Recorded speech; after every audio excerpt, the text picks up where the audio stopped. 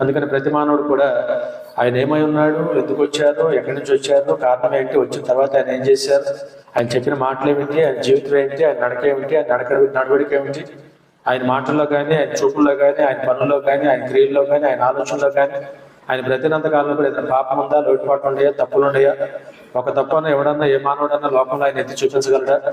అందుకని ఈరోజు అవన్నీ మానవుడు గ్రహించి అర్థం చేసుకొని ఖచ్చితంగా మన బ్రతుకులు ప్రభు చేతికి అప్పగించగలిగితే ఈరోజు ఆయనే నిజదేవుడని, సర్వాన్ని సూచించి సృష్టికర్త అని, పాడైపోయిన ప్రపంచాన్ని మళ్ళీ తిరిగి కాచి దాచి కాపాడి మనందరం రక్షించడానికి వచ్చిన రక్షకుడు, లోక రక్షకుడు అని గుర్తించగలిగితే సత్యవతి. హల్లెలూయా, హల్లెలూయా, లోక రక్షకుడు. అందుకని దూత చారాడు గొర్రెల కాపులతో చెప్పిన మాట, మీ కొరకు నేడు లోక రక్షకుడు పుట్టి ఉన్నాడు. చెప్పండి, మీ కొరకు నేడు లోక రక్షకుడు పుట్టి ఉన్నాడు. లోకాన్ని రక్షించే రక్షకుడు ఆయన. సుమయోను అనే వ్యక్తి కూడా ఆయన చేతుల్లో తీసుకున్నప్పుడు అన్నాడు కదా, అన్యజనులకు వెలుగుగానే ఉండబోతాను.